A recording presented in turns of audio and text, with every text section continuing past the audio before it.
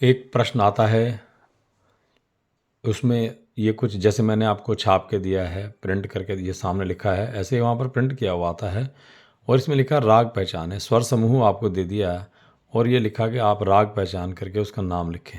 और कई बार फिर उसको आगे बढ़ा भी देते हैं कि अगर आपने राग सही पहचान लिया है तो आप उसके अनुसार उसको विस्तार भी दें, स्वर को और आगे विस्तार दें। ये एक जो छोटा सा पार्ट है इसको बढ़ा के आगे पीछे करके कैसे आप राग का विस्तार करेंगे। तो आपको थोड़ा सा मैं बताना चाहूँगा, ये 5 हैं, 5 में से हमें हर नंबर 1 पे आते हैं हम पहले। तो आप ध्यान से देखेंगे, धा गा, धा और गा दोनों कोमल किस राग में आपके सिलेबस में आते हैं। जैसे भैरव में तो धा कोमल होता है लेकिन गा कोमल नहीं होता, यहाँ गा भी कोमल है। ऐसा कौन सा राग है जिसमें धा और गा कोमल दोनों आते हैं? तो ऐसा राग है मालकौंस। गामा धा, गाधा नी तीनों कोमल लगते हैं ना, इसमें नी नहीं लिखा, वो उसकी जगह नहीं बनी, तो आप पहचान कर लिख सकते हैं कि ये राग मालकौंस है। इसको पहचानना कोई मुश्किल नहीं है। सेकंड वाला आप देखिए ध्यान से, इसमें नी कोमल है और गा कोमल है। अब मालकौंस में नी और गा दोनों कोमल होते हैं लेकिन धा भी कोमल होता है उसमें, लेकिन इसमें धा शुद्ध आया हुआ है। तो राग बागेश्वरी में भी यही बात है, उसमें भी नी और गा कोमल लगते हैं और उसमें धा शुद्ध होता है।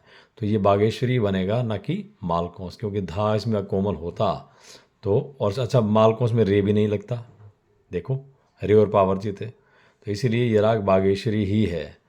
सा नि धा मा गा रे सा। तो ये राग बागेश्वरी के स्वर समूह को पहचानना मुश्किल नहीं है।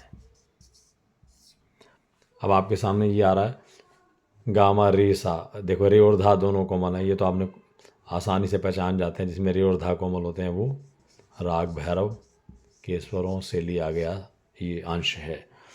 अब ये नी धा, तो धा और नी दोनों जिस राग में कोमल लगते हैं उसका नाम है मालकौंस। एक और भी कोमल लगता है, गा भी लगता है उसमें, लेकिन वो गा इसमें लिखा नहीं, तो क्या हुआ। तो जो 2 कोमल हमें पता है हमारे सिलेबस के राग में, वो मालकौंस है। अब यहाँ पर अब देखिए गामा धा नी सा, तो ऐसा कौन सा राग है। अब यह गा अगर कोमल होता इधर और फिर ये होता तो ये बागेश्वरी बन जाता, क्योंकि उसमें नहीं, बागेश्वरी भी नहीं बनता क्योंकि धा शुद्ध होता उसमें।